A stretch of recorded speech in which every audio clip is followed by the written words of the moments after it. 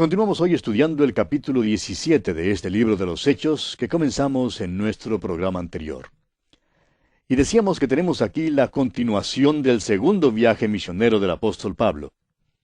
Estábamos dando algunos datos con respecto a las ciudades que se mencionan aquí en el primer versículo: Anfípolis, Apolonia y Tesalónica. Y decíamos, por ejemplo, que Anfípolis era también llamada Nueve Caminos, y este nombre sugiere su importancia estratégica y comercial. Ahora, la mayoría de las ciudades se edifican sobre el modelo de un cuadro, pero esta ciudad había sido edificada como una casa redonda, y el muro alrededor de ella era también redondo. Anfípolis era una estación importante en la Vía Ignacia, un camino romano que era la vía pública prominente por aquella región. En este camino, el Esponto quedaba a unos 800 kilómetros de Dyrrachum, en el mar Adriático. Esta sería la carretera por la cual pasaba el ejército romano. Por esa ruta viajaban también los comerciantes. Y ahora vienen algunos misioneros que van de camino para Tesalónica. Ahora Apolonia es otro lugar, otro pueblo importante en esta misma Vía Ignacia. Tesalónica, por su parte, estaba situada a unos 61 kilómetros al oeste de Apolonia en la Vía Ignacia. Quedaba tierra adentro, pero era en realidad un puerto marítimo porque desde allí salían 3 ríos que desembocaban en el mar. Era una ciudad importante de aquel entonces, otra colonia romana. Casandro, un rey macedonio, la reedificó alrededor del año 315 a.C. y le dio el nombre de Tesalónica, en honor a la media hermana de Alejandro Magno. El nombre anterior de Tesalónica era Terme, debido a que había allí fuentes de aguas termales. Ahora, Casandro era uno de los generales de Alejandro, quien se hizo cargo del reinado de aquella región después de la muerte de Alejandro. Fue él quien le puso por nombre a la ciudad Tesalónica. Sin embargo, en los tiempos de Pablo, la ciudad ya era una colonia romana. Continuemos pues hoy leyendo los versículos 2 y 3 de este capítulo 17 de los Hechos. Y Pablo, como acostumbraba, fue a ellos, y por 3 días de reposo discutió con ellos, declarando y exponiendo por medio de las Escrituras que era necesario que el Cristo padeciese y resucitase de los muertos, y que Jesús, a quien yo os anuncio, decía él, es el Cristo. Pablo siguió aquí su costumbre usual de predicar en la sinagoga. Es importante notar cuán limitado fue su ministerio allí. Estuvo allí solamente 3 días de reposo, lo cual quiere decir que no podía haber estado allí por más de un mes. En aquel período de tiempo llevó a cabo toda su obra misionera. Muchos hombres y mujeres llegaron a Cristo y una iglesia local se organizó y Pablo les enseñó. Les enseñó todas las grandes doctrinas de las Escrituras, haciendo énfasis especial en la doctrina del arrebatamiento de la iglesia. Esto lo veremos al estudiar la primera epístola a los tesalonicenses, la primera epístola que Pablo escribió. Notaremos que el asunto del regreso de Cristo es el tema central en esa primera epístola de Pablo a los tesalonicenses. Por tanto, podemos ver que Pablo tenía un verdadero ministerio allí en su corta estadía de solamente un mes. Veamos ahora en qué consistía el mensaje que Pablo presentó en Tesalónica. Dice aquí que estaba declarando y exponiendo. Es decir, que declaraba y exponía las Escrituras. Ahora, ¿qué enseñan las Escrituras? Que era necesario que el Cristo padeciese. De modo que predicó la muerte de Jesucristo, mostrándoles que ésta era necesaria según se manifestó en el Antiguo Testamento. Luego les enseñaba que era necesario que Cristo resucitase de los muertos. Esto quiere decir que predicó la muerte y la resurrección de Cristo. Amigo oyente, no encontrará usted ningún mensaje en este libro de los Hechos, predicado por Pedro o por Pablo, en el cual la resurrección no constituya su tema central. No encontrará usted un mensaje de estos 2 hombres, de Pedro o de Pablo, sin que tengan como tema central la resurrección de Jesucristo. Hoy en día son demasiadas las veces en que la resurrección no forma parte, ni mucho menos es el corazón del mensaje. Hablamos mucho hoy en día acerca de la cruz, pero amigo oyente, hoy tenemos un Cristo viviente. Alguien lo ha expresado de la siguiente manera, escuche usted. Hay un hombre en la gloria, pero la iglesia lo ha perdido de vista. En este mismo momento, el Señor Jesucristo está a la diestra de Dios, y eso tiene mucha importancia. Es una cosa hablar en cuanto a la muerte histórica de Cristo que tuvo lugar hace unos 2000 años, y en cuanto a su resurrección en el tercer día. Pero la pregunta es, ¿qué relación tiene usted, amigo oyente, con la muerte y la resurrección del Señor Jesucristo? ¿Tiene algún significado para usted el hecho de que Cristo murió y resucitó? ¿Tiene usted relación hoy con ese Cristo viviente? Amigo oyente, ese es el verdadero cristianismo. Hermano en Cristo, cada domingo debe ser un día de resurrección. Recordemos que fue un primer día de la semana cuando Cristo resucitó de los muertos. Todo sermón debe hacer mención de la resurrección de Cristo en alguna parte. Es importante mencionar la resurrección de Cristo porque estamos hablando acerca del hombre en la gloria. Es importante hablar hoy en día acerca del hombre que hoy está en la gloria. Lamentablemente, el caso es que esta verdad no recibe el énfasis que merece. Si usted hojea cualquier libro de teología, descubrirá que todos tienen una larga sección en cuanto a la muerte de Cristo. Y es verdad que este tema tiene muchísima importancia, y damos gracias a Dios que le dedican tanto espacio a la muerte de Jesucristo. Pero la gran mayoría de estos libros solo tiene una sección breve, simplemente unas pocas hojas que tratan del tema de la resurrección. Y creemos que en esto han fracasado. Creemos que deben extenderse mucho más en cuanto a este tema de la resurrección de Jesucristo. El hecho es que la resurrección de Cristo fue la base de toda la predicación del Nuevo Testamento. Estamos dándole gran énfasis a esto porque lo consideramos sumamente importante. Bien, resumiendo, decimos entonces que Pablo estaba en Tesalónica 3 días de reposo y que la resurrección de Cristo fue su mensaje. Ahora, fíjese usted cómo lo recibieron aquí en el versículo 4 de este capítulo 17 de los Hechos. Y algunos de ellos creyeron y se juntaron con Pablo y con Silas, y de los griegos piadosos, gran número, y mujeres nobles, no pocas. Algunos creyeron. Eso siempre pasa cuando la palabra de Dios se proclama. Algunos creen. Y sabe usted una cosa, esto implica que hay otros que no creen. La minoría cree, mientras que la mayoría no cree. Ahora, cuando el doctor Lucas dice, y mujeres nobles, no pocas, quiere decir que un gran número de ellas vinieron al Señor. ¡Cuán maravilloso es eso, amigo oyente! Continuemos con el versículo 5 de este capítulo 17 de los Hechos. Entonces los judíos que no creían, teniendo celos, tomaron consigo a algunos ociosos, hombres malos, y juntando una turba, alborotaron la ciudad, y asaltando la casa de Jasón, procuraban sacarlos al pueblo. Lamentablemente tenemos algunos hombres malos aún en nuestras iglesias hoy en día. Pero no hallándolos, continúa aquí el versículo 6, pero no hallándolos, trajeron a Jasón y algunos hermanos ante las autoridades de la ciudad, gritando, estos que trastornan el mundo entero también han venido acá. Ahora, ¿no cree usted que estas palabras son un mero gesto oratorio o una hipérbole? Es decir, una exageración. Cuando ellos dijeron que estos hombres trastornaban el mundo entero, eso es exactamente lo que querían decir. ¿Sabía usted que cuando el cristianismo penetró en aquel viejo imperio romano, causó una verdadera revolución? Produjo un gran efecto. Es lástima que no podamos tener una revolución de este tipo y volvernos al Señor Jesucristo y a la palabra de Dios hoy. Nuestro mundo está lleno de hipocresía. Nos creemos hombres y mujeres cristianos, decimos que nuestros líderes son cristianos, que nuestros políticos son cristianos, que todos somos cristianos. Amigo oyente, estamos viviendo en una de las épocas más paganas que este mundo jamás haya conocido. El cristianismo de hoy en día, por la mayor parte, es solo un fingimiento. Tenemos que reconocer que es necesario volver a la palabra de Dios y al Cristo viviente. ¿Cuán importante es eso, amigo oyente? Continuemos ahora con los versículos 7 al 9 de este capítulo 17 de los Hechos. A los cuales Jasón ha recibido, y todos estos contravienen los decretos de César, diciendo que hay otro rey, Jesús, y alborotan al pueblo y a las autoridades de la ciudad, oyendo estas cosas. Pero obtenida fianza de Jasón y de los demás, los soltaron.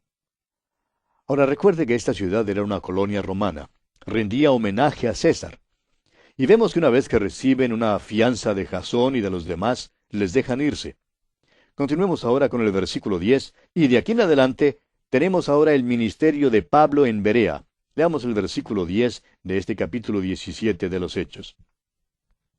Inmediatamente, los hermanos enviaron de noche a Pablo y a Silas hasta Berea, y ellos, habiendo llegado, entraron en la sinagoga de los judíos. Uno creería que todo esto desanimaría a Pablo, o que por lo menos retardaría sus pasos. Sin embargo, vemos que este no fue el caso, sino que decide proseguir su viaje, y viaja hasta Berea, un pueblo cercano a la costa. Ahora el versículo 11 dice, «Y estos eran más nobles que los que estaban en Tesalónica, pues recibieron la palabra con toda solicitud, escudriñando cada día las Escrituras para ver si estas cosas eran así». Esta gente era razonable, escudriñaban las Escrituras cada día, y creemos que allí también se fundó una iglesia. Sin embargo, no oímos hablar tanto en cuanto a esa iglesia. Es interesante que las iglesias más poderosas fueron las que se levantaron en los lugares donde la persecución era más grande. Una de las dificultades que enfrentamos hoy en día, amigo oyente, es que la iglesia, por lo general, no es perseguida. El resultado es que la iglesia simplemente se da por sentada. El cristiano ordinario también se da por sentado. Pero no fue así en el primer siglo. Continuemos ahora con el versículo 12. Así que creyeron muchos de ellos, y mujeres griegas de distinción, y no pocos hombres. Aquí una vez más, el doctor Lucas hace uso del diminutivo. ¿Por qué no dice que creyeron muchos hombres y mujeres de distinción? Bueno, de cualquier manera nos gusta su manera de expresarse. Dice, y no pocos hombres. Quiere decir que muchos creyeron. Ahora los versículos 13 y 14 dicen, cuando los judíos de Tesalónica supieron que también en Berea era anunciada la palabra de Dios por Pablo, fueron allá y también alborotaron a las multitudes. Pero inmediatamente los hermanos enviaron a Pablo que fuese hacia el mar, y Silas y Timoteo se quedaron allí. Pablo, pues, prosigue su viaje y ahora viaja sin compañía. Leamos ahora el versículo 15 de este capítulo 17 de los Hechos. Y tenemos ahora el ministerio de Pablo en Atenas. El versículo 15 dice, «Y los que se habían encargado de conducir a Pablo le llevaron a Atenas. Y habiendo recibido orden para Silas y Timoteo de que viniesen a él lo más pronto que pudiesen, salieron». Pablo ahora ha viajado a Atenas. Esperará allí a Silas y a Timoteo. Quiere que ellos visiten a los hermanos en Tesalónica para ver cómo están progresando. Luego deben ir a Berea para ver cómo marcha la obra allí, y desde allí proseguir para reunirse con él en Atenas. Y el versículo 16 dice, «Mientras Pablo los esperaba en Atenas, su espíritu se enardecía viendo la ciudad entregada a la idolatría». Atenas era el centro de la cultura del mundo. El hecho es que cuando uno piensa en Atenas, uno piensa en la cultura. Sin embargo, Atenas era una ciudad entregada a la idolatría. Y el versículo 17 de este capítulo 17 de los Hechos continúa diciendo, «Así que discutía en la sinagoga con los judíos y piadosos, y en la plaza cada día con los que concurrían». Ahora este mercado queda al pie de la Acrópolis. Y podemos imaginarnos a Pablo caminando por allí. Usted recordará que Pablo hacía tiendas para ganarse la vida, y creemos que él muy bien podría haber vendido algunas tiendas mientras caminaba por allí. Y mientras vendía sus tiendas, pues hablaba del Señor Jesucristo. Continuemos con el versículo 18. «Y algunos filósofos de los epicúreos y de los estoicos disputaban con él, y unos decían, ¿qué querrá decir este palabrero? Y otros, parece que es predicador de nuevos dioses, porque les predicaba el Evangelio de Jesús y de la resurrección». La filosofía de los epicúreos era más o menos hedonista.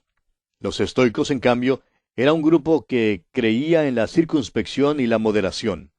Los epicúreos creían que uno no debía restringirse. Creían que de esta manera uno podría vencer la carne. Creían que uno debía darle al cuerpo todo lo que quería tener. Según esta filosofía, si uno quería licor, pues que tomara todo lo que pudiera aguantar. Ahora, en cuanto al sexo, amigo oyente, créanos que los epicúreos podrían participar plenamente en lo que llaman la nueva moralidad. La llaman nueva, pero como usted ve, en realidad no era nada nuevo para los epicúreos. Ahora, por contraste, los estoicos creían que se debía ejercer dominio total sobre el cuerpo. Pues bien, vemos aquí al pueblo griego que viene para oír lo que Pablo tiene que decir. Pablo ha estado hablando mucho y por eso lo llaman palabrero.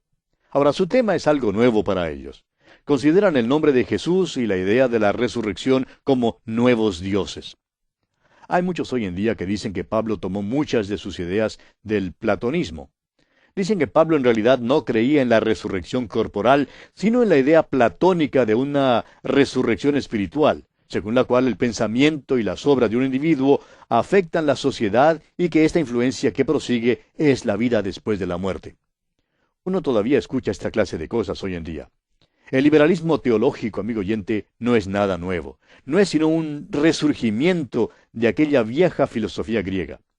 Pero notemos aquí que cuando los griegos, que conocían la filosofía griega, oyeron hablar a Pablo, dijeron que estaba enseñando algo nuevo y extraño. Ahora, lo que Pablo les enseñaba era demasiado profundo para ellos. Continuemos con el versículo 19 de este capítulo 17 de los Hechos. Y tomándole, le trajeron al Areópago, diciendo, ¿podremos saber qué es esta nueva enseñanza de que hablas? El Areópago es una formación de roca muy peculiar que queda al pie de la Acrópolis.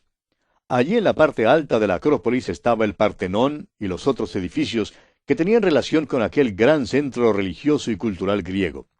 Francamente, este era un ambiente muy bello, con edificios hermosos y estatuas hermosas. Es un lugar muy interesante para visitar aún hoy en día.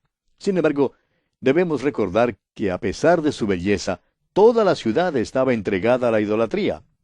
Sería muy bueno si pudiéramos ir al Areópago para estudiar este sermón, pero tememos que ahora eso no nos sea posible. Estamos seguros que todos los creyentes en Cristo que visitan el Areópago hoy en día leen el sermón de Pablo cuando están allí. Por lo menos creemos que sería bueno leerlo. Pues bien, los griegos le dicen a Pablo que quieren saber más acerca de esta nueva doctrina. En otras palabras, podríamos decir que ellos, según el dicho popular, no entendieron ni jota. Estaban en peores circunstancias que los Gálatas, los Filipenses y los Tesalonicenses. Sin embargo, se creían unos grandes sabios. Las personas de este parecer son las más difíciles de alcanzar con la palabra de Dios y con el Evangelio. Y así sucede también con los que no son verdaderos creyentes, pero que sin embargo son miembros de alguna iglesia.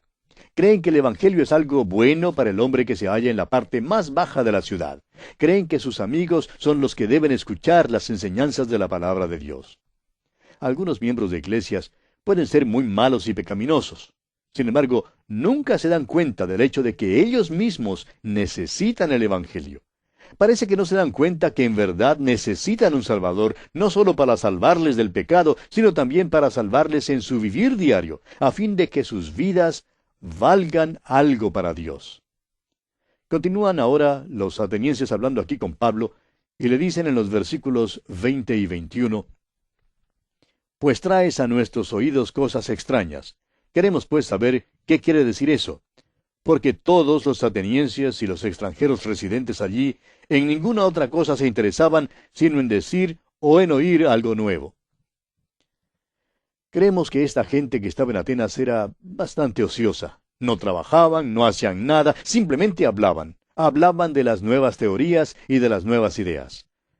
Parece que la familia humana alcanza muy fácilmente ese grado de sofisticación. Creen que saben algo cuando en realidad no saben nada. No saben el hecho más importante en todo el universo. Hay quienes dicen que Pablo fracasó en el Areópago, pero no estamos completamente de acuerdo con tal suposición, amigo oyente. No creemos que Pablo tuviera tal falta de éxito en Atenas. Es más, creemos que este fue uno de los más grandes mensajes que Pablo jamás predicara. Continuemos con el versículo 22 de este capítulo 17 de los Hechos. Entonces Pablo, puesto en pie en medio del Areópago, dijo, «Varones atenienses, en todo observo que sois muy religiosos». Notemos que Pablo empieza su mensaje de una manera muy formal.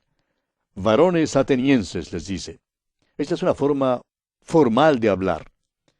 Luego dice que percibe que son muy religiosos. Los atenienses en verdad eran muy religiosos. Atenas estaba llena de ídolos. No tenía fin el panteón de los dioses que los atenienses y los griegos tenían. Había dioses pequeños, dioses grandes, pocos dioses y muchos dioses. Tenían un dios casi para todo. Eso es lo que Pablo estaba diciendo. Eran muy religiosos. A veces oímos preguntar a muchas personas hoy en día en cuanto a la necesidad de enviar misioneros al mundo. Dicen que la gente ya tiene su propia religión. ¿Por qué es necesario enviar misioneros? Ahora, ¿cuál piensa usted, amigo oyente, que sería la respuesta del apóstol Pablo en cuanto a esto? ¿Por qué fue él a predicar allá en Atenas? fue porque esta gente tenía ya su religión. Este precisamente era su problema. Eran muy religiosos. Un predicador dijo hace muchos años, cuando yo vine a Cristo, perdí mi religión. Y hay muchos en nuestras iglesias hoy en día que necesitan perder su religión para que puedan encontrar a Cristo. Ese es el gran problema que enfrentan. Algunos creen que los hombres son demasiado malos para ser salvos. Pero este no es el verdadero problema. El problema es que se creen demasiado buenos. Se creen religiosos, se creen dignos, se creen buenos. Amigo oyente, tenemos que predicar el Evangelio porque los hombres están perdidos sin Cristo. Y es por eso que Pablo fue a Atenas. Necesitaban escuchar el mensaje del Evangelio. Fíjese usted que en Atenas Pablo no fue a la sinagoga. Empieza su discurso maestro dirigiéndose a los varones atenienses. Y después que hace esta observación de que son muy religiosos, sigue diciendo aquí en el versículo 23 de este capítulo 17 de los Hechos, porque pasando y mirando vuestros santuarios, hallé también un altar en el cual estaba esta inscripción: al Dios no conocido. Al que vosotros adoráis, pues, sin conocerle, es a quien yo os anuncio. Pablo les dice, pasando y mirando vuestro santuario. Es decir, Pablo había visto los objetos de su adoración. Había notado sus altares, sus ídolos y sus templos. El hecho es que ese hermoso templo que llamaban el Partenón era un templo edificado a Atena, la diosa virgen de los atenienses. Había ídolos por todas partes. Y Pablo había notado esto. Y luego dice que entre todos los ídolos había encontrado un altar que tenía esta inscripción: al Dios no conocido. Ahora, eso pudiera significar varias cosas, pero entraremos en su consideración en nuestro próximo programa. Por hoy, vamos a detenernos aquí.